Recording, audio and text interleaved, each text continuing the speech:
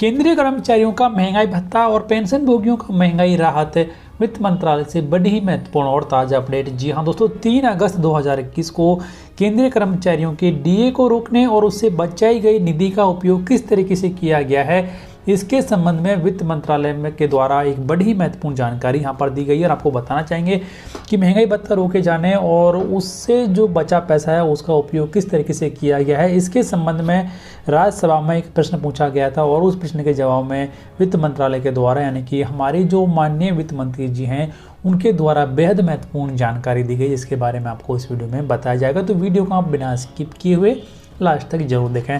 सबसे पहले यहाँ पर जान लेते हैं कि कौन कौन से प्रश्न पूछे गए थे और उसके बाद में उन प्रश्नों का वित्त मंत्रालय के द्वारा क्या जवाब दिया गया है वो भी आपको बताया जाएगा। दोस्तों, अभी तक चैनल सब्सक्राइब नहीं किया, चैनल को सब्सक्राइब कर लें,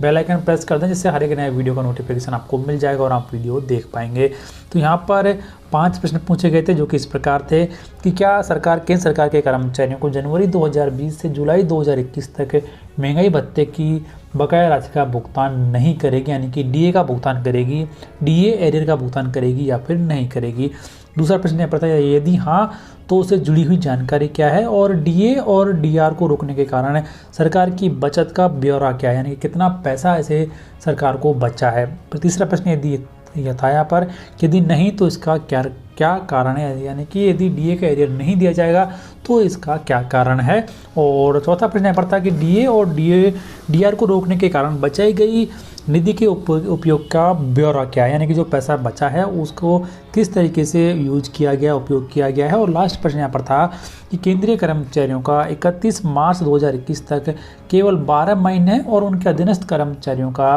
30 जून 2021 तक का 28 महीने के लिए वेतन कटौती करने का औचित्य क्या है। तो ये यहाँ पर 5 प्रश्न पूछे गए थे और इन सभी प्रश्नों के जवाब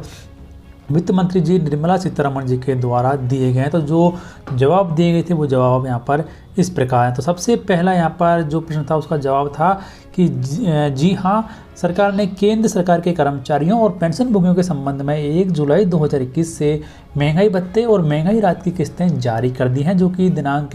1 जनवरी 2020, 1 जुलाई 2020 तथा 1 जनवरी 2021 से दे थी। केंद्र सरकार के कर्मचारियों और पेंशन भोगियों को जुलाई 2021 से 28% की दर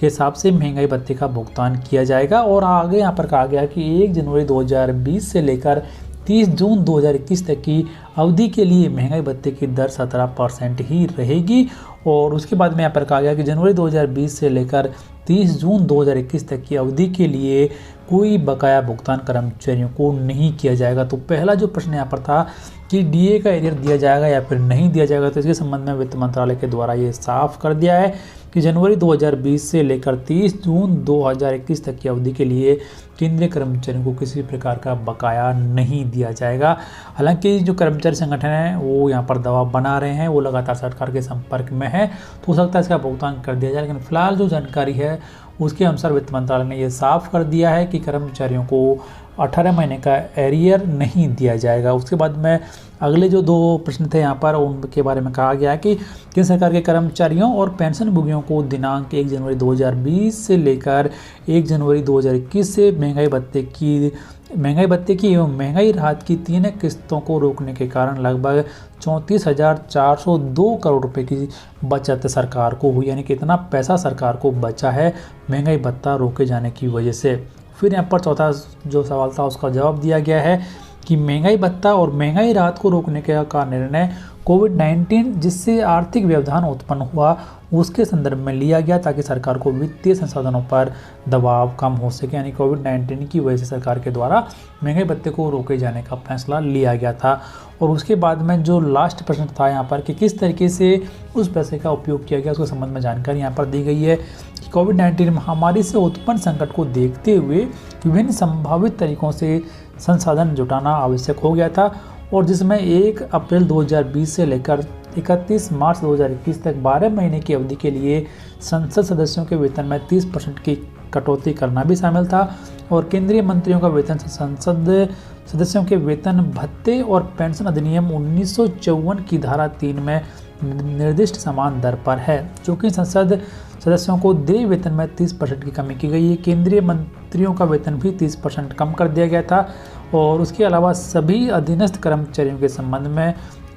में कोई वेतन कटौती या फिर डीए कटौती नहीं की गई थी, यानी कर्मचारियों के वेतन कटौती नहीं की गई थी और उन्हें वेतन और डीए का पूरा लाभ मिला है। केवल डीए में अतिरिक्त वृद्धि को 1 जनवरी 2020 से लेकर 30 जून 2021 तक रोक दिया गया था, यानी कि कर्मचारियों के वेतन में कटौती नहीं की गई थी। हालांकि उनके महंगाई भत्ते में बढ़ोतरी को सरकार के द्वारा रोक दिया गया था कोविड-19 महामारी की वजह से। तो इस